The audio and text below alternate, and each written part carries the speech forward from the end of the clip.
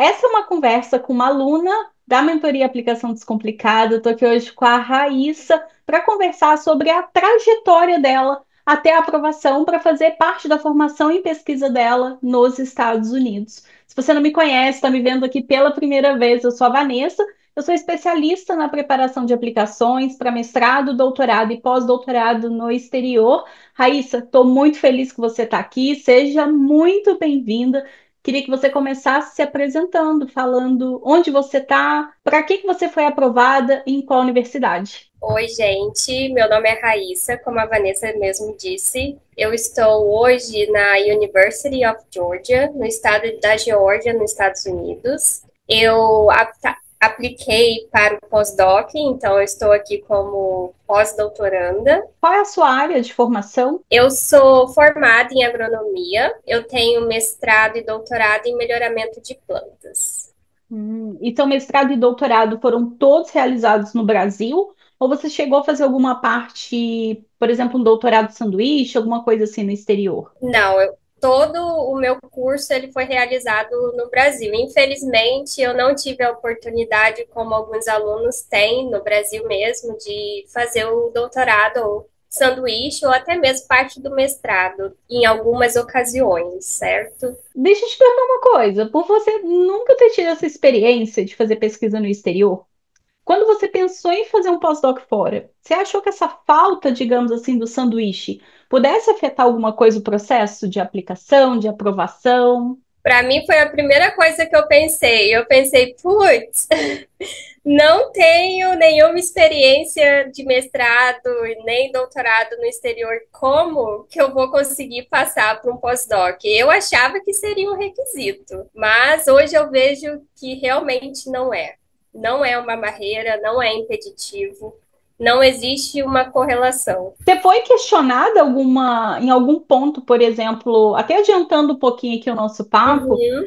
você foi perguntado ou questionado em algum momento do seu processo de aplicação, por exemplo, lá na entrevista, se você nunca teve uma experiência fora do Brasil, ou isso nem foi cogitado pela tua chefe de laboratório hoje? Nem cogitou. Inclusive, nunca perguntou sobre isso. Nunca perguntou também sobre publicações, tá? Porque, sim, era um dos meus receios na hora de aplicar, tanto não tendo a experiência acadêmica no exterior, né? E também a parte de publicação era o que mais realmente me deixava preocupada, porque era o que todos diziam. Raíssa, você não tem publicação, você não tem currículo, como que você vai aplicar? O que, que você está achando? Tem que melhorar seu currículo, e aí vai dando aquela ansiedade, aquela depressão, e você começa a pensar: ah, será que eu vou conseguir e tal? Mas nunca foi uma pergunta na hora da entrevista. Muito bom você pegar nesse ponto de publicação, porque não é só você, viu? Mas 99,9% dos candidatos que a gente conversa, ou das pessoas que a gente conversa que pensam às vezes em fazer um pós-doc no exterior igual você, ou Sim. até mesmo um mestrado, que é lá no início da carreira acadêmica, ou um doutorado, ficam literalmente se martirizando porque não tem, às vezes, um currículo cheio de publicações, ou às vezes tem publicação, mas é em revista brasileira, não é em revista internacional. E aí começa, né, a ficar se martirizando que não tem isso no currículo e que, tipo, logo a pessoa já conclui que não vai conseguir uma aprovação. Essa foi minha conclusão por um bom tempo. Foi minha conclusão por um bom tempo, mas eu fui bem persistente, eu vou te dizer. Fui bem persistente. E hoje eu entendo que a publicação ela é sim importante, mas dentro da pesquisa, às vezes a gente não tem recursos de finalizar um projeto e fazer o seu artigo, né, da sua tese, da sua dissertação. E isso é compreensível aqui por eles. Eles têm essa compreensão que não é todo mundo, não é todo país que tem essa capacidade de estar publicando, porque hoje a gente está falando dos Estados Unidos muito produtivos, academicamente falando. Foi ótimo descobrir isso na prática, realmente. Um exemplo vivo disso, né? Um exemplo vivo, E é, exatamente. e é engraçado, né, Raíssa, porque fazendo um comparativo, eu também fiz parte da minha formação em pesquisa no Brasil, depois que eu vim para fora. Quando a gente está no Brasil, a gente tem muito esse raciocínio, né? Que precisa ter Tem. publicação, que se você, por exemplo, sai do doutorado sem um currículo estruturado nesse sentido, já era sua chance de pós-doc, não só no Ah, é. exterior, mas até mesmo no Brasil. Isso, eu posso dizer que isso é doutrinado dentro da nossa academia brasileira. Isso é uma doutrina. Hum, Você passa todo o seu mestrado e doutorado ouvindo isso. Então, você acaba condicionando o seu pensamento para isso. Pegando ainda esse ponto, se você olhar para o seu currículo no momento que você aplicou para essa vaga de pós-doc, você lembra mais ou menos se você tinha mais ou menos quantas publicações, ou se você tinha publicação de primeira autora, ou se, por exemplo, eu já tinha finalizado o meu doutorado e já tinha publicado o meu doutorado, você se lembra? Eu lembro como se fosse hoje, porque foi o que me deixava nervosa. Quando eu comecei a participar realmente da mentoria, eu recém tinha terminado de escrever meu artigo da minha tese de doutorado. E isso foi ano passado, 2023, e eu terminei meu doutorado em 2020. Só um adendo, né? Então, eu tinha colocado ele no currículo como não publicado, na verdade, como. Ai, Em esqueci o nome. preparação, manuscritos em preparação? Manuscritos em preparação que seriam publicados até a data tal. Né, seriam submetidos, manuscritos submetidos, na verdade. Era o meu único de primeiro autor, e eu tinha como coautor, eu tinha 4 artigos. Ou seja, se eu não estou aqui raciocinando errado, quando você foi aprovada nessa posição de pós-doutorado, o seu artigo de doutorado, onde você é a primeira autora, não tinha ainda sido aceito para publicação. Não tinha sido aceito. Ele foi ser aceito início desse ano. Raíssa, e se você tivesse esperado esse artigo sair para poder assim, agora que minha publicação saiu, agora que eu vou animar aqui, ó, e começar a aplicar? Eu digo hoje que eu ia estar perdendo muito tempo, porque eu não estaria aqui onde eu estou hoje, aproveitando as oportunidades que eu tenho hoje. Então, não vale a pena esperar. A gente precisa realmente tentar com as armas que a gente tem. Exatamente isso. Você tocou numa coisa legal, que é eu não estaria aproveitando as oportunidades que eu tenho hoje. E aí eu quero te perguntar o seguinte: você tem benefícios associados à sua posição de pós-doutorado? Essa é uma pergunta assim excelente, porque é uma resposta que enche os olhos, eu vou te dizer assim, porque eu não considero no Brasil o salário de pós-doc ruim. Porém, sem benefícios é pesado, né? Viver com o salário que a gente tem de pós-doc, porque você pagar um plano de saúde, você abrir uma previdência privada, já é complicado. Aqui nos Estados Unidos, se eu for comparar com o Brasil, eu tenho o mesmo salário em equivalência, né? Sem converter nem nada. Porém, eu tenho plano de saúde, né? Que inclusive é um dos pré-requisitos se você vem com visto J1. Então, a universidade, ela já também facilita, né, o acesso ao plano de saúde, o que é excelente. Então, você não vem despreparado, desprevenido, você é coberto. Sem falar que você tem, sim, plano de aposentadoria, o que no Brasil a gente não tem, porque o pós-doc no Brasil é o limbo, você não sabe se você é estudante, você não sabe se é professor, você não sabe se é pesquisador, você está ali no limbo. E aqui, sim, a gente tem esse benefício. A faculdade, ela paga uma porcentagem do seu plano de aposentadoria e você paga uma porcentagem menor. Mas a universidade, ela contribui para o seu plano de aposentadoria. E outra coisa, você é considerado um empregado da universidade. Isso para a autoestima faz diferença. Isso faz, porque você é considerado um pesquisador. Você consegue sentir, sei lá, que as pessoas te respeitam, as suas opiniões ali academicamente falando, que você tem uma certa liberdade para poder propor algum direcionamento no projeto, algum projeto paralelo? Como que é isso também? Eu senti muita diferença, porque eles, inclusive, te perguntam. Eles te contrataram para pensar. Então, eles querem que você pense e exponha suas opiniões. Então, a opinião de todos é importante, a opinião de todos. E eu sinto muito isso assistindo reuniões dos nossos grupos, que a gente tem reuniões semanais, o que eu acho ótimo também, né? A gente tem reuniões semanais e todos são convidados a falar, todos são convidados a expressar os seus pensamentos e todos são respeitados como eles devem ser respeitados, não tratados somente como um estudante, o que não é menosprezo nenhum, mas quando você está em uma posição em que você já terminou seus estudos, você está numa posição de pesquisador, né? Você quer ser tratado como pesquisador. E não, o pós-doc ele já fez pelo menos 4 anos de doutorado, ou 5, né? Dependendo do programa. Dependendo. 2 anos de mestrado para quem fez mestrado, então já dá aí de 6 a 7 anos, 4 ou 5 anos de graduação. Então já tem uma jornada que não começou ontem. Então já Exato, tem uma bagagem, né, Raíssa, que você consegue articular ideias do ponto de vista científico, propor projetos, propor ideias, criticar no sentido de críticas construtivas em outros construtivas. projetos. Então, nada mais justo do que existir esse reconhecimento, digamos assim, até para que você tenha uma motivação, e até para que, né, mexa positivamente com a autoestima do pesquisador, para que a gente continue a trabalhar aqui. Com certeza, isso é ideal, né, para o nosso crescimento profissional. A gente precisa ser, nós precisamos ser críticos. É isso mesmo, precisamos ser críticos. E nós somos os cérebros, então vamos trabalhar como sendo cérebros. Exatamente, exatamente. Você estava comentando que vocês têm reuniões semanais aí. Sim.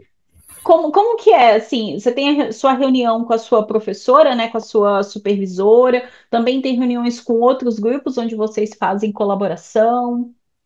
Sim, eu tenho. Comigo funciona assim. Basicamente, sempre que eu termino o trabalho que foi proposto, eu envio feedbacks a cada término de trabalho, como se fosse um relatório. Para ela, para minha professora, avaliar os resultados, a gente discutir e mover para o próximo passo. Porém, em paralelo a isso, a gente também tem reuniões semanais com o grupo, com os alunos de mestrado e doutorado, pós-docs e pesquisadores, onde todos apresentam por semana. Ou Tá. seja, um artigo que achou interessante para todo mundo debater, ou seja, o resultado da sua tese parcial, da sua dissertação, porque ali, como a gente, um grupo, a gente consegue auxiliar as pessoas que estão apresentando os resultados, ou seja, uma palestra que você deu no passado, um vídeo que você viu e foi interessante para a pesquisa do seu grupo e para a pesquisa acadêmica em si. E aí, Raíssa, não tem jeito, tem que falar inglês. Tem que falar inglês. Mas aí eu quero te perguntar o seguinte: como que você avalia de forma bem sincera, bem honesta, o seu nível de inglês quando você aplicou para a posição de pós-doc? Eu vou te dizer a minha experiência inicial, mas para o pós-doc em si, eu não tive problema. Eu vim super confiante com o meu inglês, porque eu já havia tido uma experiência na qual eu melhorei o meu inglês. Mas a minha experiência inicial, que precisava de inglês, não foi no pós-doutorado, foi uma outra experiência que precisava do inglês. Eu posso te dizer, também foi com uma universidade estrangeira, eu posso te dizer que era muito ruim. Era, vou ser sincera, era muito ruim o meu inglês. E eu fui desenvolvendo no passar do tempo, mas isso não foi e jamais será um impedimento. Porque, também vou dizer, a partir deste momento que eu entrei no pós-doc, bom que eu já tenho essa experiência do inglês, mas aqui nós somos um grupo multiétnico.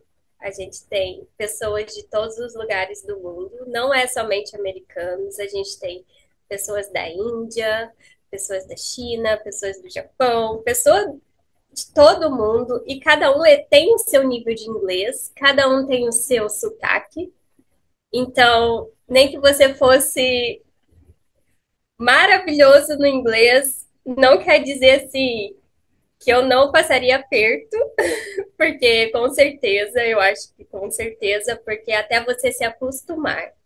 Mas o inglês, ele não é um impedimento. Se você vem com o seu básico, aquele básico bem feito, aquele arroz e feijão, que você sabe se comunicar, o básico, mas que seja bem comunicado, né? Porque arroz, eu digo brasileiro arroz e feijão, porque um arroz e feijão bem básico é bem gostoso e é bem feitinho, então Dá está tudo certo. certo. Dá certo, dá certo. Se eu que vim com ruim deu certo, imagina com básico bem feito.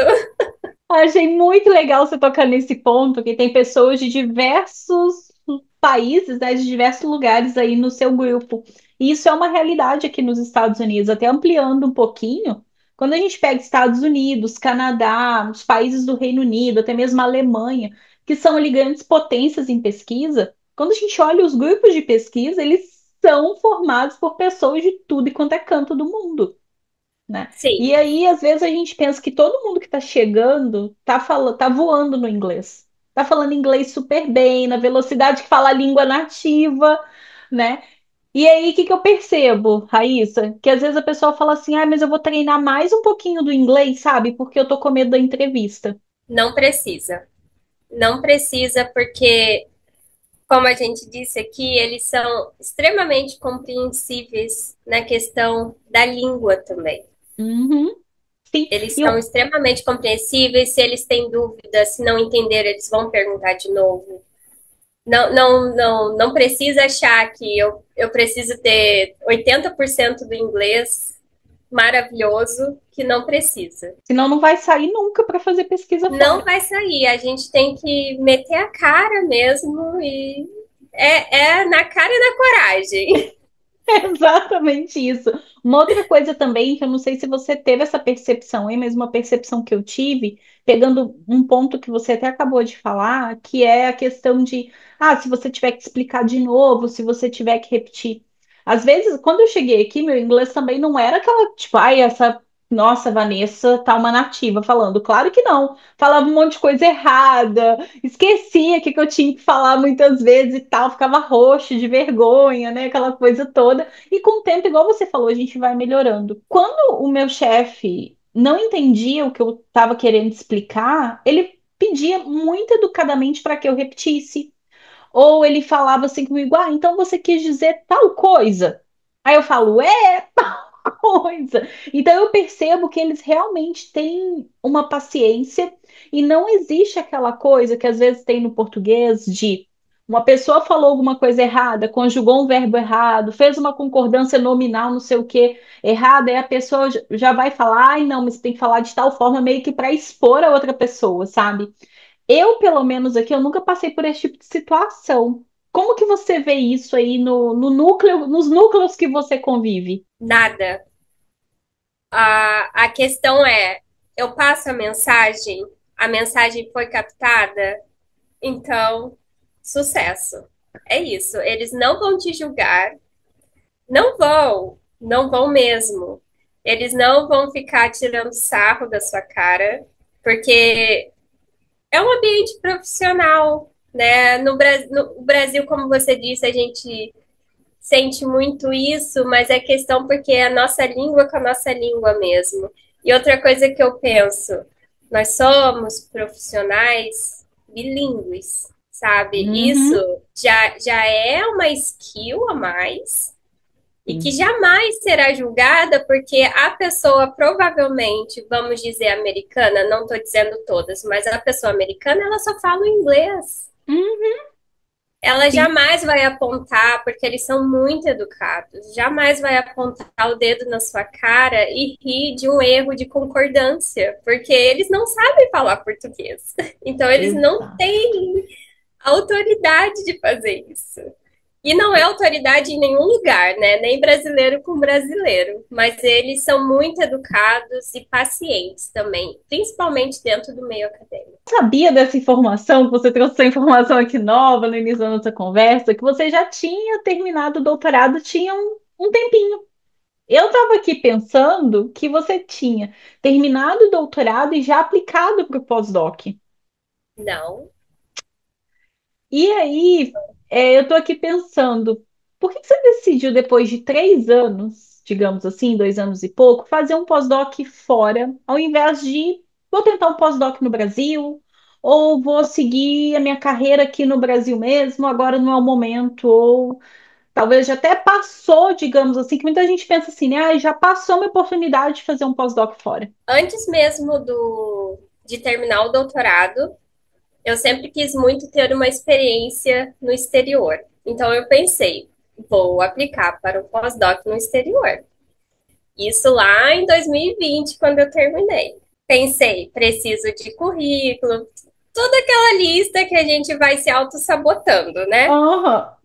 Preciso de indicação, fulano tem que me indicar, quem que eu vou falar, porque dentro do ambiente que eu vivi, as coisas eram, não basicamente, mas eram muito por indicações, porque isso era o que eu via. Sempre quis aplicar, porém, eu falava, não vai dar certo. Ai, não vai dar certo. Nem, vou te falar a verdade. Eu queria muito, mas em 2020, quando eu terminei o meu doutorado, eu nem apliquei. Eu nem Meu pensei em Deus! aplicar, porque primeiro eu nem sabia como acontecia. Segundo, eu achava que fulano tinha que me indicar para eu conseguir um pós-doutorado. Porque eu não, para mim não existia essa realidade eu fazer por mim mesma. Eu não tinha essa realidade. Entrei na indústria, fui trabalhar na indústria e não estava feliz. Eu trabalhava com pesquisa, não era na minha área, mas era com pesquisa, porque a agronomia é muito ampla, então a gente consegue se encaixar. Ganhava um salário tenebroso, levantava às 4:30 da manhã para sofrer, e eu pensei, não, gente, eu tenho que dar um jeito na minha vida, eu não posso ficar aqui. E eu vendo o pessoal indo para fora. Ah, porque é vida de Instagram, a gente olha e fica sonhando, né? Ai, como eu queria estar fora e não sei o quê. Consegui, por mim mesma, que eu também achava que não seria possível, um trainee pela Universidade de Ohio, The Ohio State University. Sim. E fui fazer um trainee. E dentro desse trainee, eu tive contato também com o pessoal da academia, do meio acadêmico. E eles começaram a plantar a sementinha em mim, tá? Mas eu ainda voltei pro Brasil, que eu vim para os Estados Unidos, voltei pro Brasil e ainda me auto-sabotei, porque eu não tenho artigo, porque eu não tenho indicação, porque eu não tenho nada. Mas eu tirei isso da minha cabeça um dia, porque eu sou muito determinada, eu sou muito persistente. Um dia eu acordei e falei, eu vou aplicar. E eu vou começar a aplicar é hoje. E comecei a aplicar. Mas só depois de 3 anos eu tomei coragem. Mas tudo é na hora certa, né, Raíssa? É tudo na hora certa, sim. Tudo na hora certa. E aí você começou a aplicar, o que que rolou? E isso era mais ou menos em que ano, então? 2023, 2022? 2023 eu comecei a aplicar no início do ano de 2023 e foi onde eu achei o seu perfil. Então você E já eu estava comecei, aplicando já para estava vagas de aplicando. pós-doc e depois você achou a gente. Estava aplicando e achei o perfil de vocês. Comecei a pesquisar. Aí eu montava o currículo com as dicas que você dava, incrementando aqui, incrementando ali. E o que mais me deixou maravilhada foi quando eu assisti um vídeo seu dizendo: Você acha que precisa ter publicação para ir para o exterior, né? Aí eu Uhum, me interessou, me puxou na hora. Eu falei: Gente, se ela tá lá e ela tá falando isso, tem alguma coisa a ver realmente. E uhum. comecei a olhar, pegar as dicas e tal. Mas eu só fui realmente me inscrever para mentoria foi em julho, se eu não me engano. Em julho ou agosto do ano passado. Mas até a mentoria eu não tinha sequer conseguido uma entrevista. Mas então você mandava as aplicações, submetia, mas não chegava na fase da entrevista. Não tinha retorno.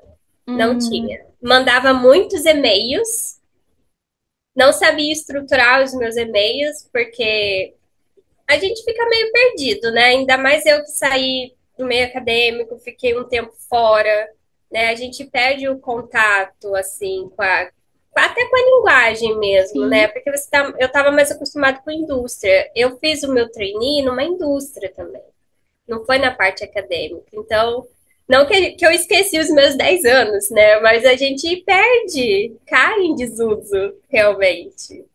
sim, normal. E aí, então, você entrou para a mentoria e você entrou com sangue no olho, que eu me lembro quando você entrou. Eu entrei com sangue no olho. Como eu te disse, eu sou persistente. E quando eu falo que eu quero, eu quero. E não descansei um momento. Sempre, a partir do momento que eu comprei o curso, né? Comprei a mentoria, já fui assistir as aulas que estavam liberadas e já aguardava ansiosamente para as outras aulas. Ansiosamente. Eu E aí falava, você nossa, vai ser aula do currículo.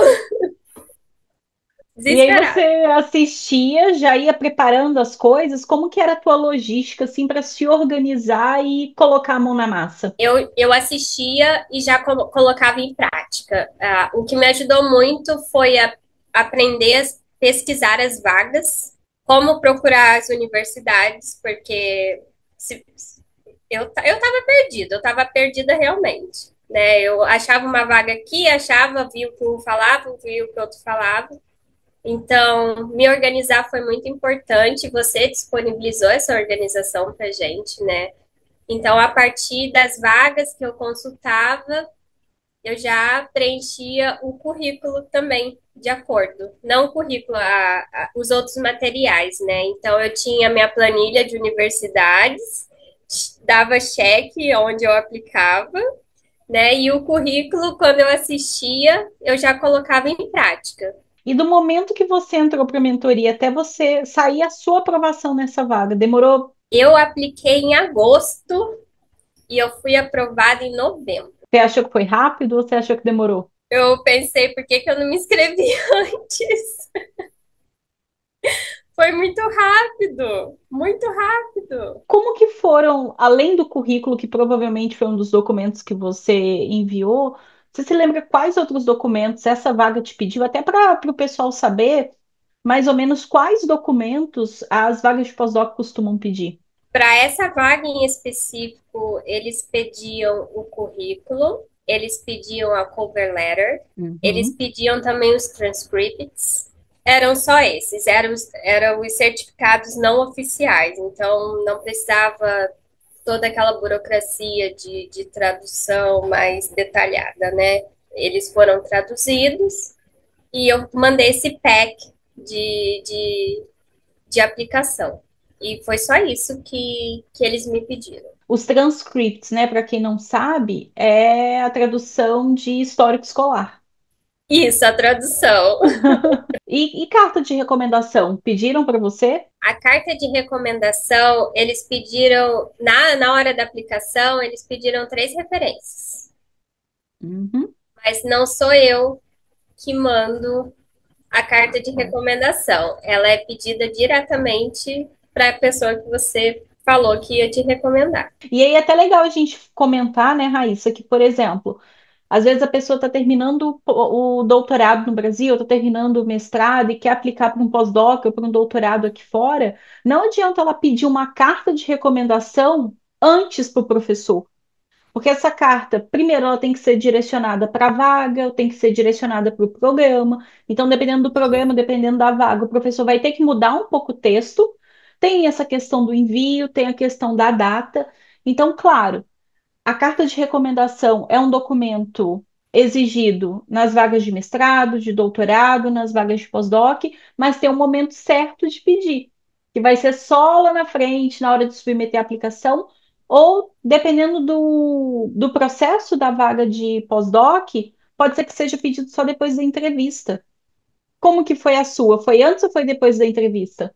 A minha foi depois da entrevista. Inclusive, eu segui todas as recomendações da mentoria, porque eu fiz a entrevista E em 2 semanas eu não tive a resposta. Fui lá e mandei um e-mail para a professora perguntando: Oi, professora, né? Toda aquela formalidade, eu vou falar do jeito que eu falaria, né? Mas no e-mail foi diferente. Oi, professora, tudo bem? Passando para dizer que a entrevista foi muito boa, né? Eu fiquei super interessada pelo seu grupo, pelo que você contou do seu grupo, pela pesquisa. Eu acho que as minhas qualificações se encaixam no grupo e tudo mais.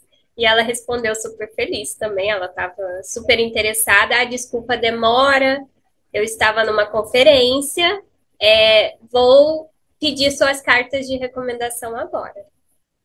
E a ansiedade lá em cima, né? Com essa conferência da professora, você teve que dar um oi sumida para a professora, né? Eu que, Cadê oi, você? sumida, tudo bem? Lembra de mim? Raíssa, quando você entrou em contato com ela nesse e-mail, ela te deu a resposta nesse, né, esse tipo de resposta. O que que você sentiu? Você se lembra? Eu fiquei, meu Deus, e agora? Tomara que, que a pessoa que eu recomendei responda bem rápido, que eu tô muito ansiosa, tô muito tudo, né? Um mix de emoção. Mas Sim. óbvio que eu tinha avisado as minhas referências, as minhas, antes mesmo de aplicar, né? Eu cheguei, avisei a eles dizendo, comecei meu processo de aplicação, então provavelmente em algum momento deste período terá alguém te contatando, se Deus quiser. É exatamente. E quando você começou a conversar com as pessoas no Brasil, para pedir carta de recomendação ou comentar com um colega, com as pessoas assim conhecidas de uma forma geral, que você estava saindo da indústria de um emprego, né? Emprego é uma coisa difícil também de conseguir.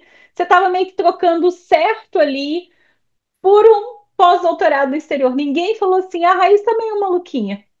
Ah, sim, eu sou a louca. Isso sem tirar nem pôr, eu sou a doida. Nossa, olha só. Ah lá, tá voltando a estudar. Eu já ouvi gente falar se eu não tinha dó da minha mãe, porque você vai deixar sua mãe te patrocinando no exterior. Aí eu pensava, gente, a pessoa não entende realmente, né, o que que você está indo fazer, né? Coitada, a minha mãe, eu gostaria que ela tivesse me patrocinando, mas não está. Coisa boa que estou recebendo o meu salário, né? Mas até isso eu já tive que ouvir.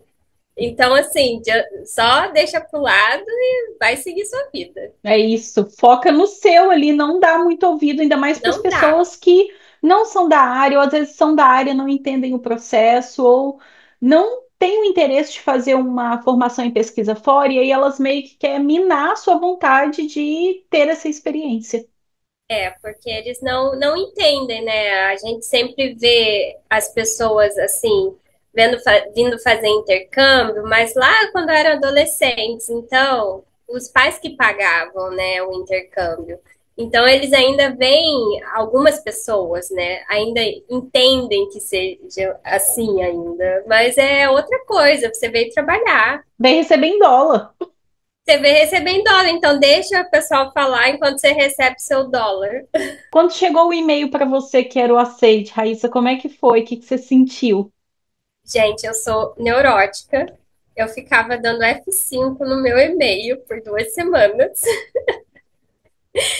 E o dia que eu apertei aquele F5 e apareceu o e-mail da professora, eu fiquei assim, ai meu Deus. Será que eu abro? Será que eu não abro? Ah, eu vou abrir de uma vez. Melhor tirar o esparadrapo de uma vez só, né? Quando eu abri, eu lembro que eu tava falando com meu namorado pela webcam, né? Pelo celular, numa vídeo.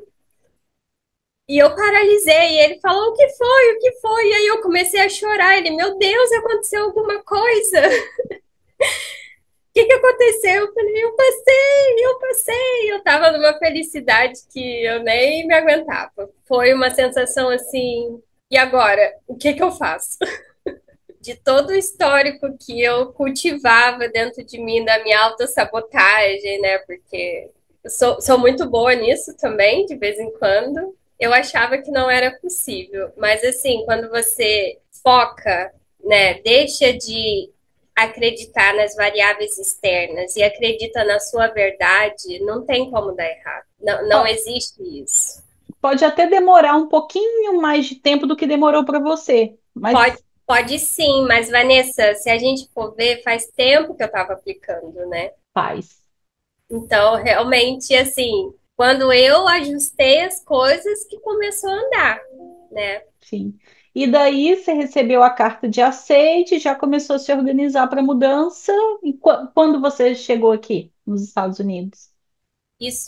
Demorou um pouquinho mais, porque começou meus trâmites de imigração e tudo mais. Era para eu começar em janeiro, mas devido ao visto que eu tinha tido anterior, eu tinha que ter pelo menos um ano de espera para aplicar para um outro visto da mesma categoria. Que também a universidade e o professor eles são extremamente compreensíveis se isso aconteça com alguém, né? Eles são extremamente compreensíveis se você deixar claro para eles, porque a mão de obra no exterior acadêmica, assim, eles procuram muito estrangeiros, porque nós, principalmente brasileiros, né? A gente estuda muito. Então, fiquem tranquilos se isso acontecer. Então, eu cheguei em março, de novembro até março. Muita gente pensa mesmo que, se eu tiver que adiar um mês a minha ida, ou 2 meses, ou 3 meses, por alguma questão, às vezes a pessoa aprovou no pós-doc, mas não defendeu a tese ainda de doutorado, que foi o meu caso. Ou, sei lá, aconteceu alguma outra coisa que vai ter que atrasar um mês. É aquilo, tudo conversado é entendido. Você não vai perder sua vaga por conta disso. O professor, ele já te selecionou. Ele sabe que você tem o perfil, sabe que você está interessado, viu o potencial em você. Tá tudo certo. É só se comunicar com essa pessoa que eles vão dar jeito lá no trâmite burocrático, você vai conseguir vir. Sim, eles são extremamente acessíveis e eles são compreensíveis também porque eles sabem que muitas vezes o processo de visto demora muito pela burocracia. Isso é normal. Em qualquer país de que eles forem contratar, tem a burocracia do visto. Tem, tem. E por receber muitos alunos estrangeiros, eles já sabem disso. Eles sabem que, tipo, a culpa não é sua. É, É o sistema, não há nada que dá para fazer para acelerar isso. não existe. É É segurar a aguardar. ansiedade. É segurar. E eu fiquei ansiosa, porque eu lembro que eu ficava falando com a Vanessa e a Vanessa me perguntando: ai, quando é que você vai? Eu, ai, Vanessa, o meu visto. E ela, calma que vai dar certo, eles entendem, eles já te selecionaram, eles sabem que você está interessada. A culpa não é sua. A Vanessa me tranquilizou muito, não só na mentoria, né, mas após esse aceite também. Faz parte do processo, né? Eu falo que às vezes o aluno acha que, tipo, aprovei agora, tipo, tchau. E não, né? Depois dessa fase, quando o aceite chega, chega junto muitas emoções e chega junto também um trâmite burocrático para mudança, para o visto, Tudo. né? Então, às vezes a pessoa, no seu caso não, você já tinha morado fora antes, mas às Sim, vezes, por exemplo, o aluno nunca morou fora, vai passar por aquela experiência pela primeira vez, às vezes vai fazer a primeira viagem internacional saindo do Brasil para estudar aqui fora. Então, a gente sabe que surgem muitas dúvidas e a gente realmente tenta ali sanar todas as dúvidas para não gerar, para que a pessoa não fique mais ansiosa do que ela já está, porque é normal ter uma ansiedade, mas às vezes a gente fica tão ansioso que a gente nem consegue ver o que está na nossa frente para tomar as próximas decisões. exatamente. Eu sou muito ansiosa, então muita gente teve que aturar a minha ansiedade. E agora que você já está aí de boa, Raíssa, já está aí no seu pós-doc, já tem uns meses, já se adaptou, como que você enxerga a estrutura da universidade no sentido de pesquisa? Você trabalha com coisas diferentes que você fazia no Brasil? Digamos assim, é uma pesquisa mais na fronteira do conhecimento, com mais tecnologia, ou você faz basicamente a mesma coisa? Eu vou te dizer que o que eu faço aqui eu não fiz no Brasil, Hum, tá? Com certeza eu uso todo o conhecimento que eu adquiri no Brasil, porque nossas universidades elas são excelentes. Mas em relação à tecnologia, aqui você tem mais acesso. Por exemplo, se você quiser fazer falando da biologia mais molecular, né? Da biotecnologia também, se você quiser fazer uma genotipagem, nossa, se o seu programa tem recurso, rapidinho, é só pagar que tá tudo certo. Extração de DNA tem laboratório, por exemplo, que nem faz no laboratório, eles mandam fazer. Quando isso no Brasil vai acontecer? Porque é muito caro, né? A gente já paga ali triste o kitzinho de extração de DNA, sofrendo para dar certo a primeira vez, para não ter que comprar de novo. E aqui não, você já tem essa facilidade porque eles têm muito recurso para pesquisa. Então, você tem muito mais acesso à tecnologia, o que facilita muito a vida do mestrando, do doutorando e do pós-doc também. Mas eu vejo principalmente assim, para o pessoal que está aplicando para mestrado e doutorado, a pesquisa aqui, ela funciona, né? Você vê o resultado rápido, você não espera 3 meses para chegar ao seu primer, por exemplo, falando na biologia molecular ainda. Você não espera 3 meses para isso. Em uma semaninha ali, até, tô sendo assim, uma semaninha você já tem. Sim. Na sua universidade tem aquelas geladeiras, tipo aquelas geladeiras de Coca-Cola que a gente compra, sei lá, Coca-Cola na rua na geladeira. Na sua universidade tem de reagente? Tem. É uma coisa surreal, né? É, eles É têm muita surreal. coisa. Eles têm muita coisa. Muitos equipamentos também. Tem, o laboratório é super equipado. E sem falar, não é assim um equipamento, né? Tipo, um termociclador, por exemplo. Tem vários. Um que se quebrar já era. São 6 meses sem conseguir sem conseguir colocar uma reação para rodar. Exatamente. Exatamente. A gente tem muito acesso. Eu que trabalho muito com análise de dados, a gente tem acesso ao cluster da faculdade, que é um sistema que eles têm onde você consegue rodar suas análises usando toda a capacidade dos computadores da universidade. Então, suas análises elas são geradas muito mais rápido, principalmente para quem trabalha com RNA-seq, por exemplo, que demora muito, ou com Uhum. análises voltada para genoma, falando mais da minha área, né? Mas para dar um exemplo, você consegue, em tempo hábil, usando a capacidade operacional do cluster, a ter esses resultados mais rápidos, o que no Brasil a gente não tem. A gente tem o nosso laptop ali capenga de vez em quando, né? Que você reza assim, tá quase voando o laptop, porque tá rodando uma análise faz dias, você não pode nem desligar ele da tomada. Eu acredito que esse é um dos motivos que faz brasileiro se dar muito bem aqui fora. Porque a gente passa tanto perrengue no Brasil no sentido de é tão difícil conseguir um reagente, conseguir um kit para fazer alguma coisa, então a gente tem que tomar cuidado, porque aquilo ali é muito precioso, é muito caro. A gente tem que correr atrás, sei lá, de artigo científico que às vezes a gente não tem acesso na base de dados, Tem. tem, né? E aqui a gente literalmente tem tudo na mão. Então eu acredito muito que a gente sai do Brasil, igual você falou, nós temos excelentes universidades no Brasil que dão para a gente pelo menos uma base teórica muito grande. E isso faz com que a gente, nesse ambiente que a gente foi se formando meio privado de recursos, faz com que quando a gente chega aqui e é tudo em abundância, se você minimamente se dedica minimamente, não tem como dar ruim. Não, não tem, e eles sabem disso também. Então, eles gostam, porque não vai ter muito desperdício, né? Porque a gente tem o cuidado, o zelo, e eles gostam muito disso. Eles gostam que a gente é persistente, porque persistência é a palavra para a pesquisa no Brasil. Você tem que ter persistência, você tem que esperar o seu primer 3 meses para começar a sua PCR para ver se dá certo, e aí já acabou o tempo, já teve que defender. E Sim. eles sabem disso. Então, realmente, aqui, assim, enche os olhos, né, Vanessa? Sim. Você sente que o seu trabalho aí rende mais? Ele rende mais. Inclusive, eu acho que em 4 meses que eu tô aqui, parece que eu já tô um ano de tanta coisa que eu fiz.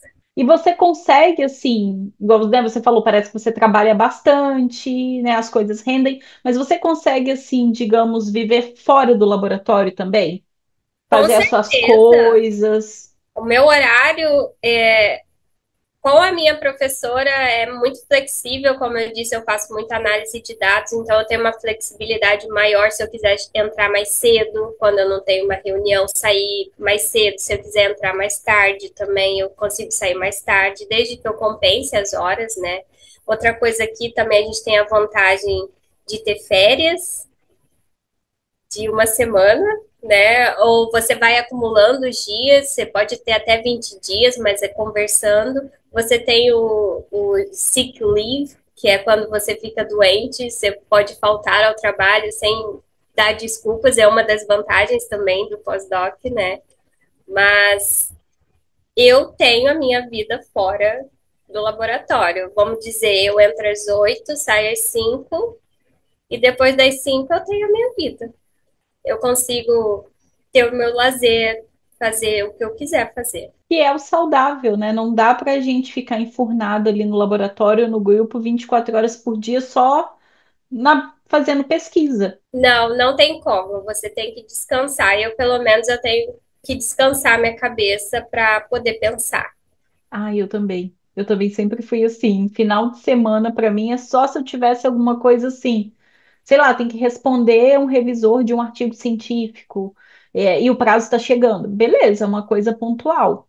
Mas É aquele pontual. negócio, né, de tipo 7 dias por semana, praticamente 24 horas por dia, que é uma coisa que a gente vê muito na área acadêmica, não é uma coisa muito saudável. Não, não é saudável. E aí a gente acaba se estressando, né? E não é certo. Você tem que Não. ter seu tempo livre porque você é mais produtivo com o seu tempo livre. E até porque, se a gente for trazer para a questão de fazer uma pós fora do Brasil, é importante saber dosar o seu horário, dosar suas tarefas, até para você aproveitar as outras coisas que aquele local tem para te oferecer. Claro que vir fazer a pós-graduação é o objetivo principal, mas às vezes você tem vontade, sei lá, você está aqui nos Estados Unidos, ah, meu sonho é conhecer a Disney. Beleza, se organiza, partiu Mickey, né? Vai fazer o que você quer. Exato.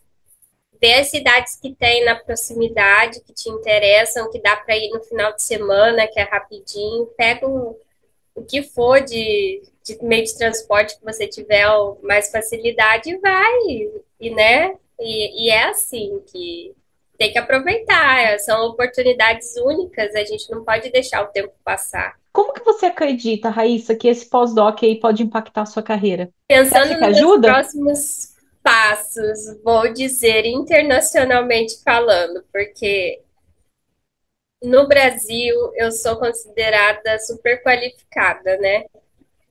Infelizmente. Então, eu tenho a visão hoje, não que seja impossível, isso depende muito de onde você está aplicando e tudo mais, mas até hoje não, no Brasil eu não tive a sorte, tanto que a indústria que eu trabalhei, ela não me pagava o salário de doutor, né?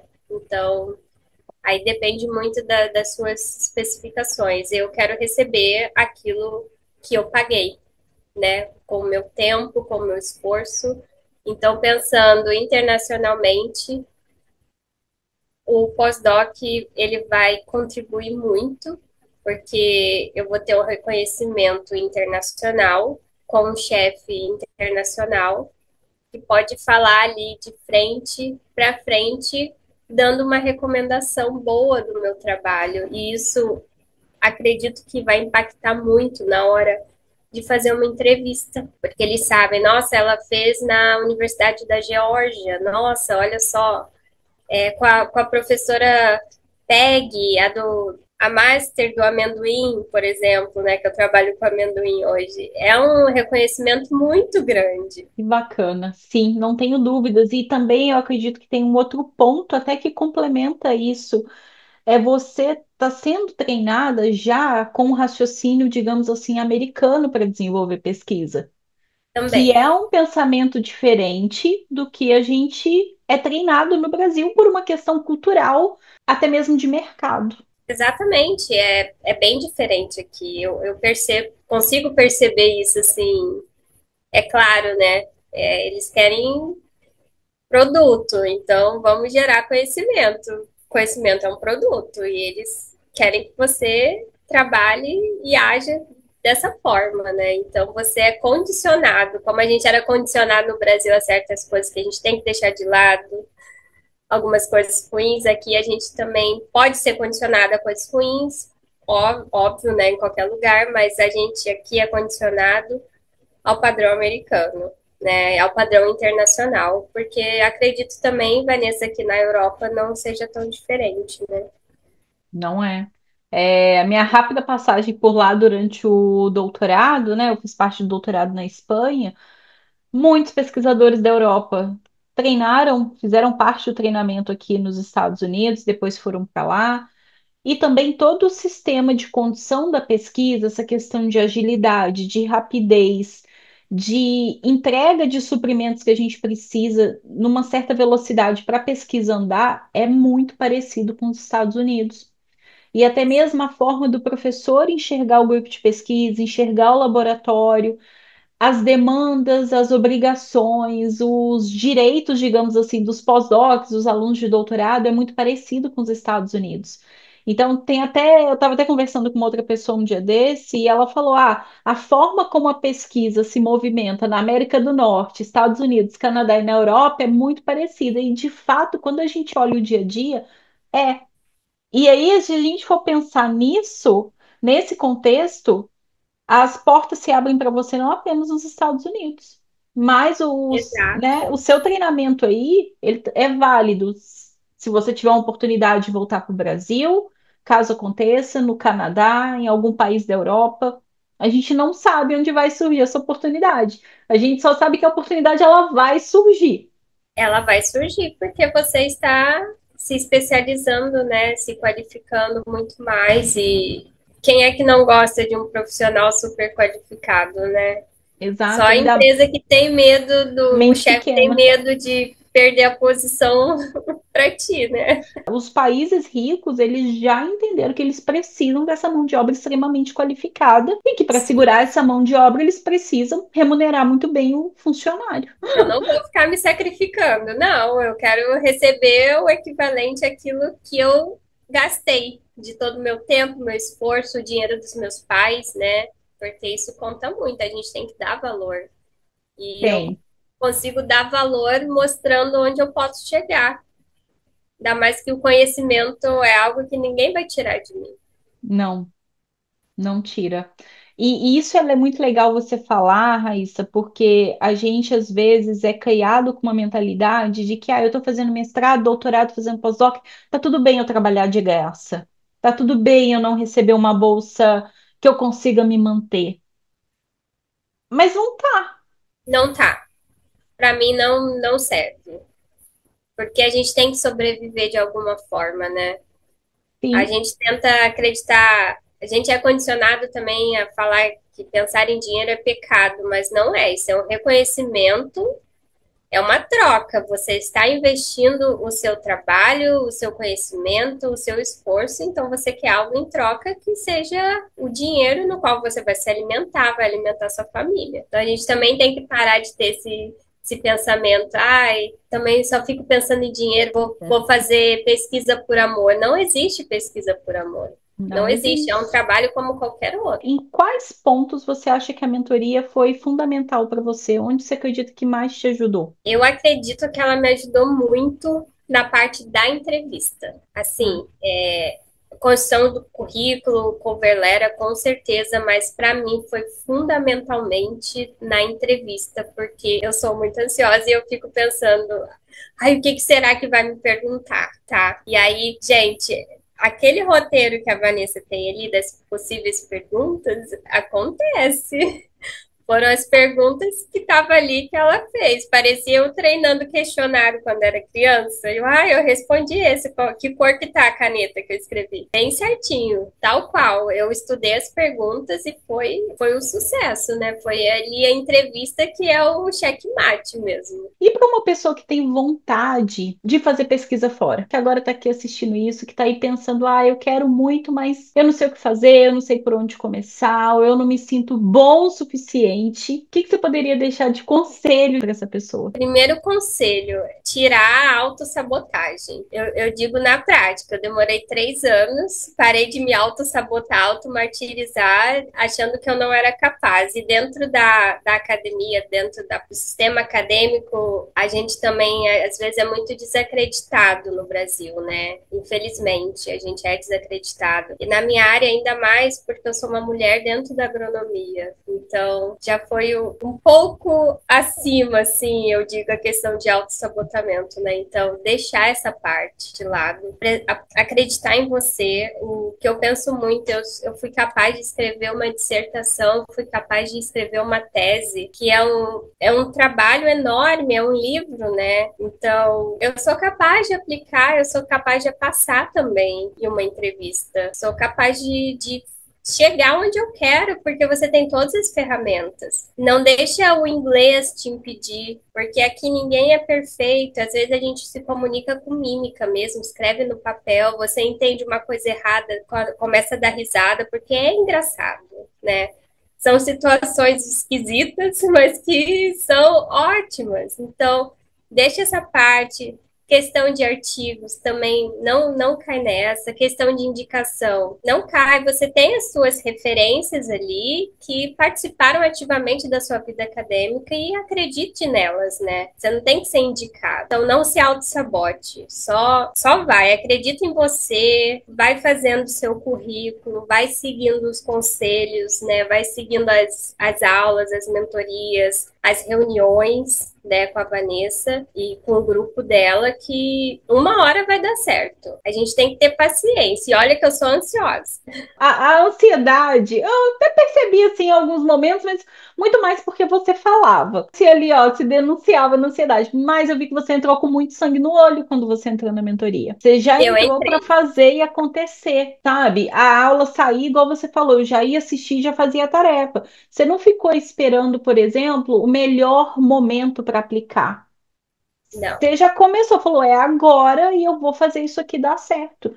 Então, eu é. acredito que essa energia que você colocou, ela foi muito importante para que você tivesse o sucesso que você teve, conseguisse aprovação aí em pouco tempo. Exatamente, porque a oportunidade ela não vai cair do céu. Raíssa, quero agradecer muito, viu, essa conversa que a gente teve aqui, onde você mostrou sua trajetória aí de sucesso, mostrou vários pontos que eu acredito que vão servir de inspiração para as pessoas que hoje têm esse sonho de fazer pesquisa no exterior. Então, eu tenho certeza que elas vão se inspirar com a sua trajetória. Quero agradecer a sua participação, te desejar aí muito sucesso nessa etapa que está apenas começando. Muito obrigada, Vanessa. Muito obrigada por ter convidado também. Eu acreditei muito quando eu entrei para a mentoria, né? Eu acreditei muito em mim, o que foi muito importante, e acreditei muito nas suas palavras, nas palavras que você sempre deixou claro que é possível, e a partir do momento que eu tirei o véu, né, que cobria os meus olhos naquela questão de que eu não podia, foi aí que as coisas começaram a andar. Às vezes É. vai bater o desânimo, mas isso faz parte do processo.